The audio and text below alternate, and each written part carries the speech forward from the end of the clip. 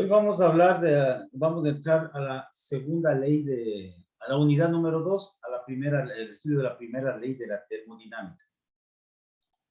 Entonces, para ello vamos a ver un poco lo que son fundamentos de energía para llegar al balance de energía, al análisis de energía de sistemas cerrados, análisis de masa y energía de volúmenes de control de sistemas abiertos y cálculos de entalpía, de energía interna, de calor, trabajo, y todo lo que son procesos isotérmicos, isobáricos, isocóricos, adiabáticos e isotrópicos.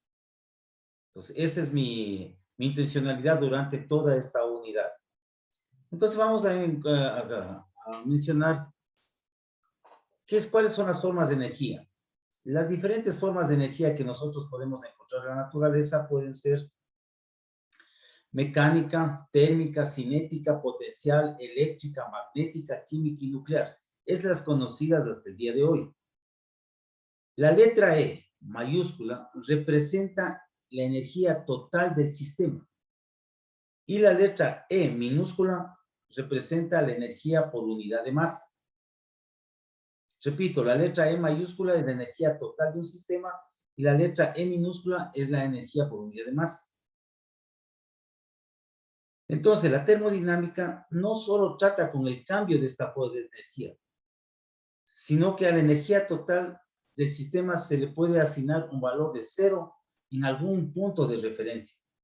El cambio de energía de un sistema es independiente a un punto de referencia seleccionado. Entonces, nosotros retroalimentemos. La energía existe en varias formas. ¿Cuáles son las principales formas de energía? Térmica, mecánica, cinética, potencial, eléctrica, magnética, química y nuclear. Y la suma de todas esas energías se representa por la letra E mayúscula. Muy bien.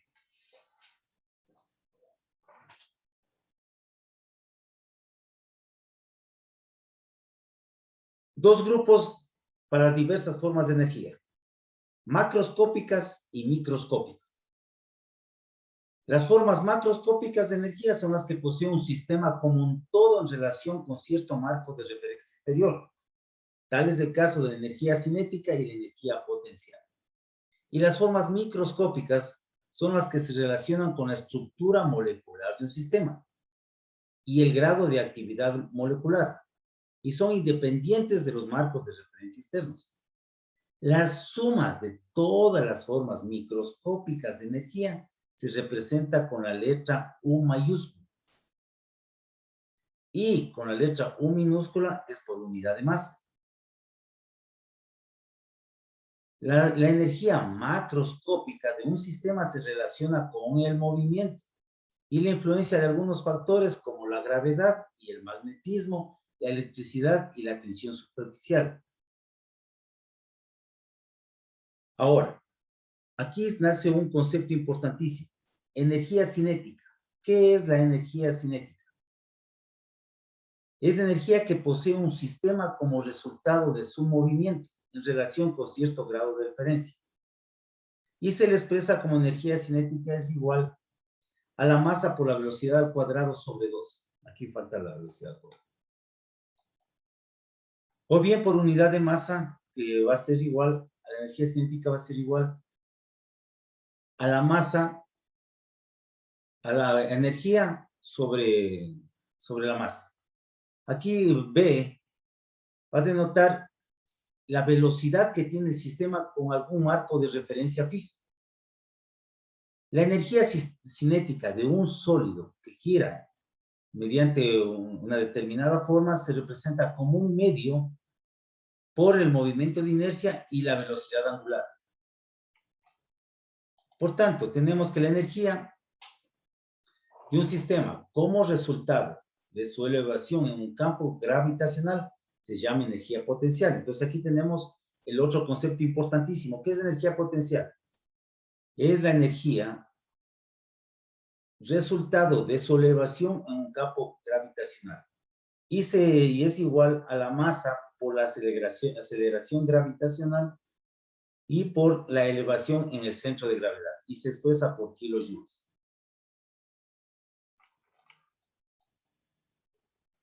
Entonces, Al tener una energía completa, vamos a tener que la energía total de un sistema va a ser igual a la energía interna más la energía cinética y más la energía potencial. Es lo que en general me quiere decir. Entonces, nosotros hacemos el estudio de la transferencia de energía, la mayor parte en sistemas cerrados estacionarios, que permanecen estables durante un proceso, que no experimentan cambios en sus energías cinéticas y potencial. Entonces, estos sistemas estacionarios son cuando los sistemas cerrados, cuya velocidad y elevación del centro de gravedad permanecen constantes durante todo el proceso. Estos son los sistemas estacionarios. Y un cambio en la energía total del sistema es idéntico al cambio de la energía interna. Entonces, vamos a asumir, como estamos siguiendo un libro guía de Saint Boles, vamos a asumir que el libro asume un sistema cerrado, será estacionario, siempre y cuando nosotros especifiquemos lo contrario. Entonces, vamos a tener aquí dos cosas, los volúmenes de control y las masas de control. Entonces, en general, los volúmenes de control en general tienen que ver con el flujo de un fluido durante largos periodos. Y es conveniente expresar en forma de tasa el flujo de energía relacionado con el flujo de fluido, es decir, que se mueve. Esto se consigue incorporando otro término importantísimo que es el flujo másico. ¿Qué es el flujo másico? Es la cantidad de masa que fluye por una sección transversal por unidad de tiempo y se relaciona con el flujo volumétrico, definido como el volumen de un fluido que fluye por una sección transversal por unidad de tiempo. Algo muy importante aquí, señoritas, señores estudiantes, ustedes van a ver el punto arriba de, en este caso de la M, y el punto encima de la B. Este punto encima de la B y de la M significa en relación al tiempo o con relación al tiempo. Por eso, si es la M, es la cantidad de masa que fluye por unidad de tiempo. Y si es volumétrico, la cantidad de volumen que fluye por unidad de tiempo. Entonces, el flujo másico se va a poner como flujo másico por unidad de tiempo va a ser igual a la densidad del fluido por el volumen por unidad de tiempo. Y esto va a ser igual a la densidad por el área promedio y por el volumen promedio.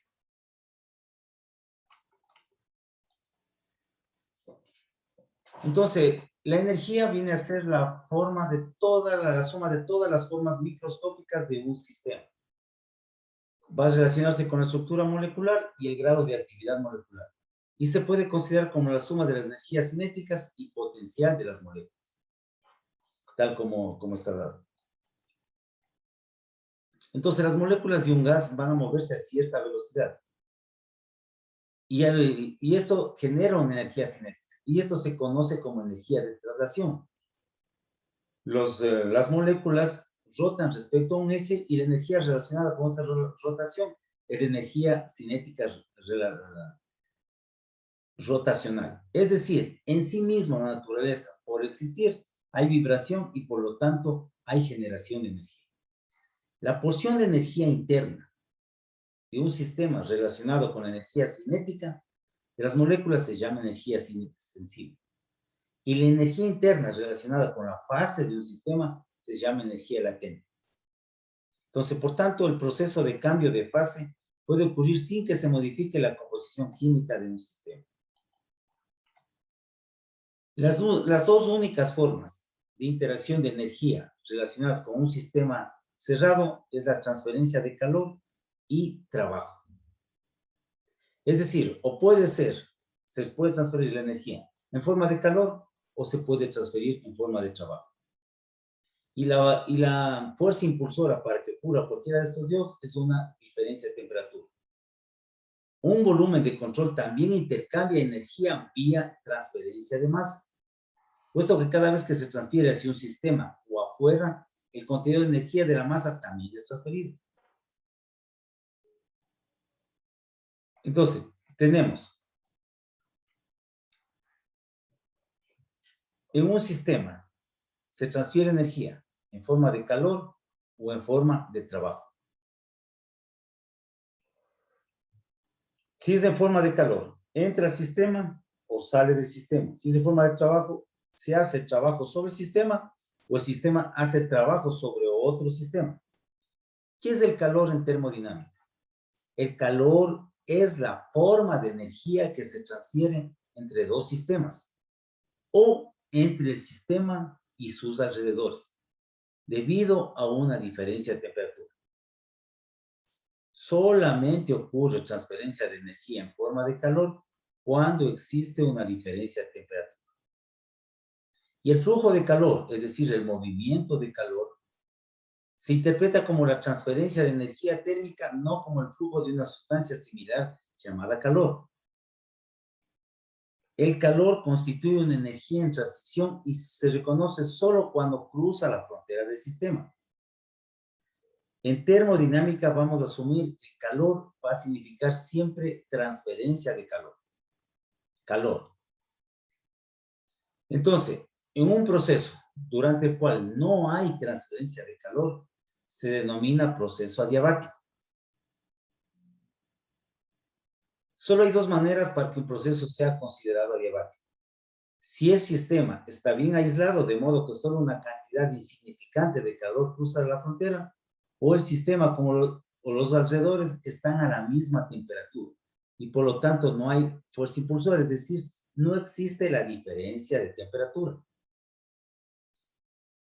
Se debe mencionar que es necesario distinguir siempre lo que es un proceso adiabático y lo que es un proceso isotérmico. Aunque no hay transferencia de calor durante un proceso adiabático, otros medios como el trabajo pueden cambiar el contenido de energía y en consecuencia la temperatura del sistema. Se parece en lo que es un proceso adiabático y lo que es un proceso isotérmico. Isotérmico se mantiene a la misma temperatura y adiabático no hay transferencia de calor. Pero aquí eso se tiende a confundir. Pero en el proceso adiabático no hay transferencia de calor como es el caso del trabajo. Para eso, la cantidad de calor que se transfiere en el proceso entre dos estados, entre un estado 1 y un estado 2, se denota mediante el subíndice, la letra Q mayúscula y el subíndice 1, 2, o solamente la letra Q mayúscula. No significa que vaya no significa Q12, cuidado, significa que va de un estado 1 a un estado 2. Y la transferencia por unidad de masa en el sistema se denota con la letra Q. Y en ocasiones es deseable conocer la tasa de transferencia de calor, es decir, la cantidad de calor que se transfiere por unidad de tiempo, en lugar del calor total transferido durante cierto intervalo de tiempo. Muy importante aquí, la tasa de transferencia de calor se expresa con la letra Q y un puntito arriba. El punto significa la derivada con respecto al tiempo o por unidad de tiempo. La tasa de transferencia de calor tiene las unidades kilojoules sobre segundos, que equivale a kilovatios. Cuando la tasa de transferencia de calor varía con el tiempo, la cantidad de transferencia de calor durante un proceso determina integrando la tasa de transferencia de calor sobre el intervalo de tiempo del proceso, que quedaría de la siguiente manera, que el calor va a ser igual. Establecemos las integrales con los límites del tiempo 1 a un tiempo 2 a la razón de transferencia de calor por la diferencial del tiempo. En este caso, la razón de transferencia de calor permanece constante durante el proceso y esta relación se reduce a calor. El calor total de un proceso va a ser igual a la razón de transferencia de calor o la variación del tiempo. Entonces, tres cosas importantes. Tenemos calor por unidad de masa, tenemos cantidad total de calor y tenemos la razón de transferencia de calor. Enfatizando que cada vez que veamos el punto en la parte superior, significa por derivada en función del tiempo o por unidad de tiempo. Entonces, el calor se va a transferir mediante tres mecanismos, que son la conducción, la convección y la radiación. La conducción, que es la transferencia de energía de las partículas más energéticas de una sustancia a las menos energéticas. La convección, que es la transferencia de energía entre una superficie sólida y el fluido adyacente, que se encuentra siempre en movimiento. Y la radiación es la transferencia de energía debido a la emisión de ondas electromagnéticas cuyas partículas son los fotones. La transferencia habíamos visto de calor. Ahora vamos a ver la transferencia de energía por trabajo. El trabajo también es una interacción de energía que ocurre entre un sistema y sus alrededores. La energía puede cruzar la frontera de un sistema en forma de calor o trabajo. Entonces, importante, si la energía que cruza la frontera del sistema cerrado no es calor, entonces es trabajo. Se reconoce fácil el calor porque su fuerza impulsora es la diferencia de temperatura entre el sistema y su entorno. Usted puede decir, esto está más caliente o está menos caliente. Entonces, el trabajo conceptualizamos como la transferencia de energía relacionada con una fuerza que actúa a lo largo de una distancia. De igual forma, el trabajo va a existir tres denominaciones: trabajo por unidad de masa, trabajo total y trabajo por unidad de tiempo. El trabajo por unidad de masa vamos a tener el trabajo total sobre masa, y también el trabajo hay que considerar que es una forma de energía transferida como calor. Y como el calor tiene las mismas unidades, que son los kilojoules. Igual que en el calor, aquí podemos poner el trabajo 1 del estado 1 al estado 2, o solamente el trabajo. Y el trabajo por unidad de masa se denota con la letra W.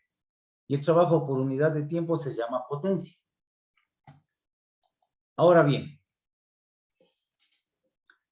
como el calor y el trabajo son cantidades direccionales y se requiere para su interacción las especificaciones de la magnitud y la dirección. Aquí es importante porque aquí se nace la convención de signos que vamos a utilizar de aquí en todos los aspectos de termodinámica.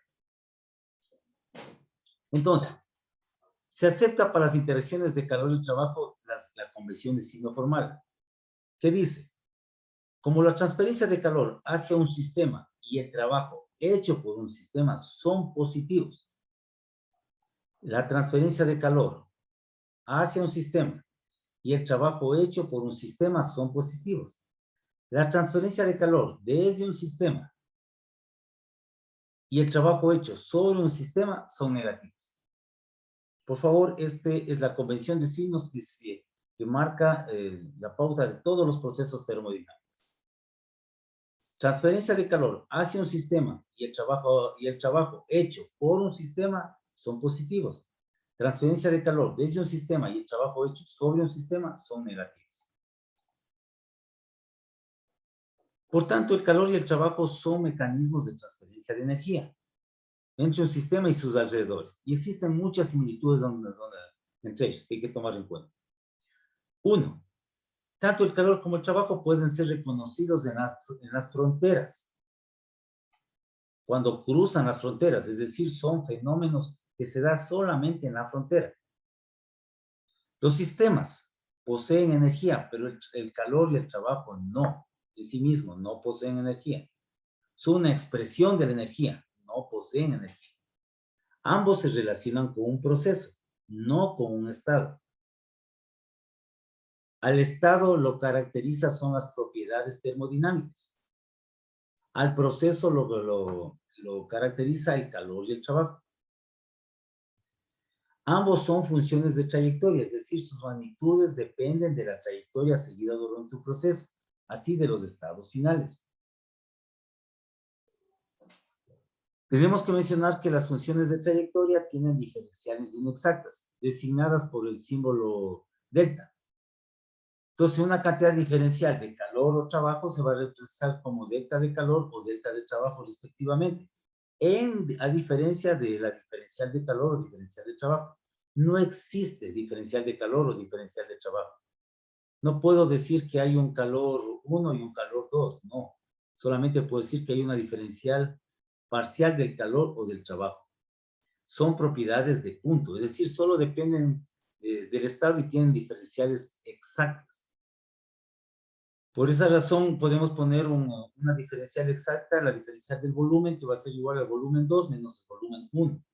Pero en el trabajo no puedo decir yo una integral del trabajo va a ser igual al trabajo 2 menos el trabajo 1, no. La integral me va a decir que el trabajo va a ir de un estado 1 a un estado 2. Entonces, en los procesos termodinámicos, yo voy a tener las expresiones del calor y el trabajo. Y eso es lo que vamos a ver ya de aquí en adelante. En este caso, el trabajo, como es un integral, vamos a mencionar que es el área bajo la curva. Entonces, el trabajo va a ser igual a la presión por la diferencia del volumen. Entonces, un trabajo positivo va a representar una transferencia de energía eliminada del sistema. Entonces, como había mencionado, el trabajo efectuado en la expansión desde el estado inicial hasta el estado final del área es el área bajo la curva, constituye el trabajo. Y este va a tener diferentes trayectorias. Y esto va a depender del estado inicial y final del sistema. Entonces vamos a tener diferentes trayectorias y diferentes formas. En cualquiera de ellas, el trabajo constituye el área bajo la curva. Entonces, como habíamos mencionado, la energía transferida por el calor, al igual que el trabajo realizado, depende de los estados final e intermedios del sistema. Y va a depender del tipo de pared que se, del límite o la frontera que se trabaje. Entonces aquí vamos a tener algunas transformaciones importantes de un sistema termodinámico. Vamos a tener transformación isocórica, isobárica, isoterma y adiabática. Cuando hablamos de isocórica estamos hablando de volumen constante, isobárica presión constante, isotérmica temperatura constante y adiabática calor constante. La representación gráfica va a ser, como les mencioné, el volumen constante, la presión constante, la temperatura constante y el proceso adiabático. En volumen constante, todo esto se llama unisocora. Esta línea se llama unisocora. Esta se llama una isóbara a presión constante, un isoterma a temperatura constante y adiabática. Y aquí alfa, alfa es el cociente adiabático y se calcula a partir del calor específico a presión constante sobre el calor específico a volumen constante. Y aquí tenemos las diferentes transformaciones que se va dando y las ecuaciones de estado. Vamos a tener los procesos isobárico, isocórico, isotérmico, adiabático y un proceso cerrado. Cómo van tomando formas las diferentes líneas y las áreas comprendidas dependiendo del tipo de proceso y la ecuación que está involucrada en cada uno de ellos. Estas son las ecuaciones que vamos a utilizar dependiendo del tipo de proceso que tengamos. Y estas son los cálculos donde vamos a tener que realizar. También habíamos mencionado lo que es la capacidad calorífica y el calor específico, que son los dos conceptos que hay que tener muy claro. La capacidad calorífica es de una muestra particular, se define como la cantidad de calor necesario para elevar la temperatura de una muestra en 1 grado centígrado. Y el calor específico de una sustancia es la capacidad calorífica por unidad de masa. Y el calor específico molar va a ser por unidad de masa específicamente. Y aquí viene el concepto de calor latente, que en los cambios de sólido a líquido, de líquido a gas y opuestos se llaman cambios de fase. Y la energía térmica necesaria para cambiar la fase de una masa pura es igual al calor, es igual a M por el calor latente. Entonces va a haber dos tipos de calor latente de fusión y calor latente de vaporización. Aquí tenemos una pequeña tabla donde me habla de los diferentes calores latentes, que va a depender del punto de fusión y del punto de ebullición. Con esto entramos nosotros ya a la primera ley de la termodinámica. Y la primera ley de la termodinámica, conocida como el principio de conservación de la energía, manifiesta que la energía no se puede crear ni destruir en un proceso, solo puede cambiar de forma. Y aquí viene el concepto de energía total del sistema. Entonces, la primera ley de la termodinámica, el incremento de energía interna de un sistema termodinámico es igual a la diferencia entre la cantidad de calor transferida en un sistema y el trabajo realizado por el sistema a sus alrededores. Aquí tenemos la delta U, que es el incremento de energía interna de un sistema. U es el calor cedido por el sistema y W es el trabajo cedido a sus alrededores. Entonces aquí tenemos la expresión de la primera ley de la la termodinámica. Entonces, la primera ley es la conservación de la energía aplicado a un sistema de muchísimas partículas. Acá, el estado del sistema corresponde a una energía interna. Cuando el sistema pasa del estado A al estado B, su energía interna cambia. Entonces, ponemos que delta U menos delta B menos delta A no es posible conocer la energía de un sistema, solo conocemos su cambio en un proceso. Entonces, matemáticamente tendríamos que la variación de energía interna va a ser igual al calor más del trabajo o el calor menos del trabajo, como habíamos mencionado anteriormente acá. Calor menos del trabajo y calor más trabajo. En cualquiera de los dos casos estoy hablando si el trabajo es menor que cero o el trabajo, o se hace trabajo sobre el sistema o el sistema realiza un trabajo.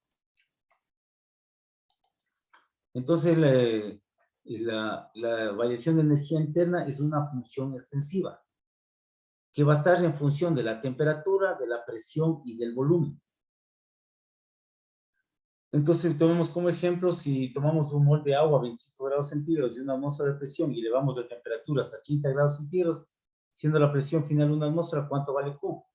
No se puede calcular Q, ya que el proceso no está especificado, tiene que especificarse.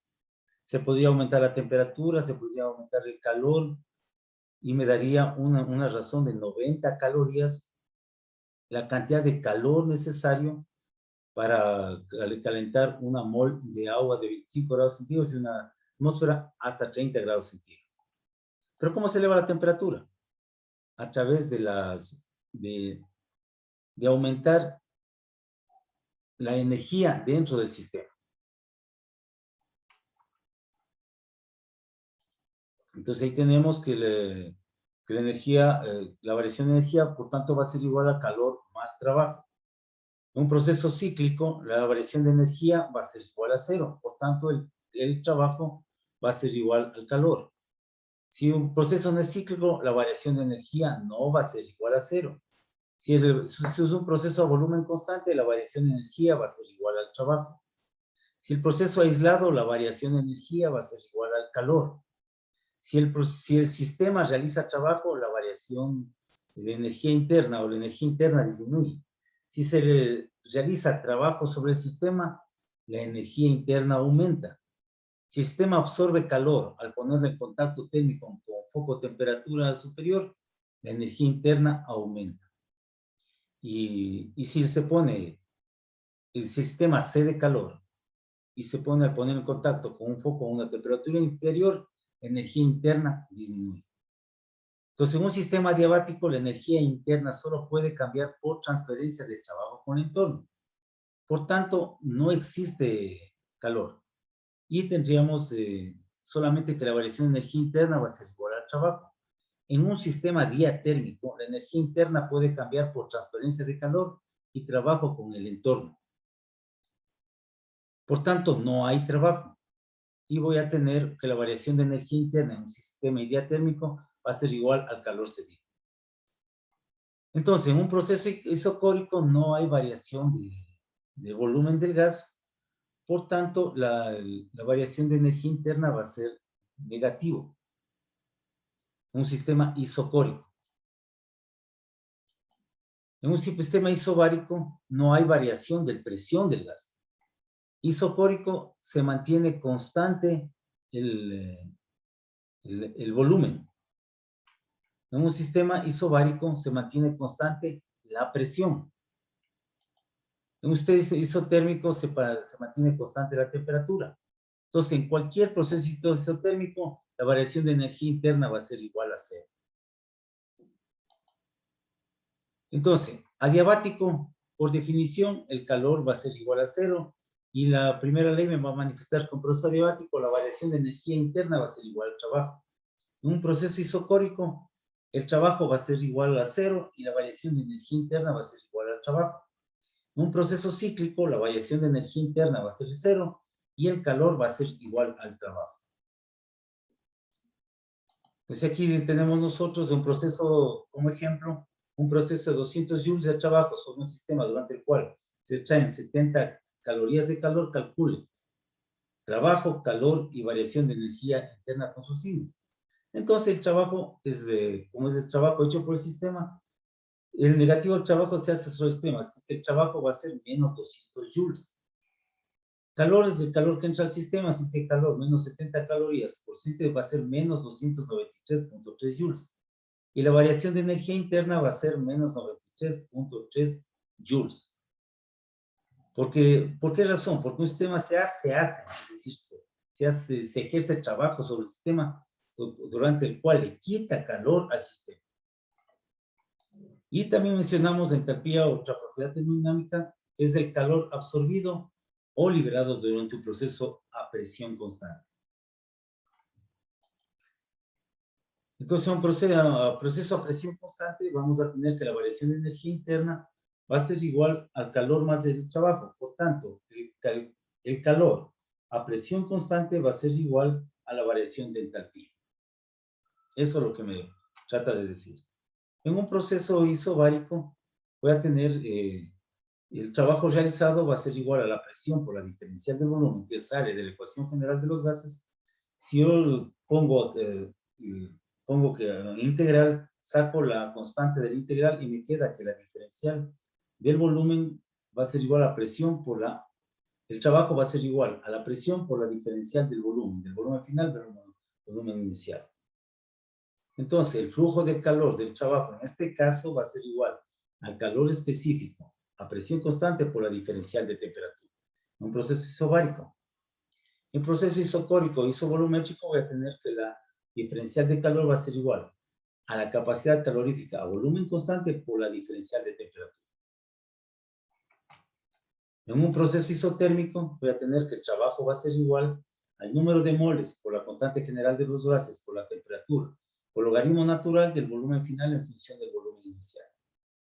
Y para los calor específico a volumen constante y presión constante y volumen constante, voy a tener que la diferencial de energía interna va a ser igual al calor específico a volumen constante por la diferencial de temperatura, y a presión constante voy a tener que va a ser igual a la capacidad calorífica a presión constante por la diferencial de temperatura. Por tanto, tengo que la capacidad calorífica a volumen constante va a ser igual al número de moles por la constante más la capacidad calorífica a volumen constante. En un proceso adiabático, no hay flujo de calor entre el sistema y sus alrededores. El trabajo efectuado es igual al negativo al cambio de energía interna. Por tanto, aquí la presión por volumen, donde gamma va a ser igual a la presión inicial más el volumen inicial a la gamma, y esto es una constante. Hay que tomar en cuenta en consideración esta relación que es de Cp sobre Cv, el valor de gamma, que es igual a 1.67 para un gas ideal.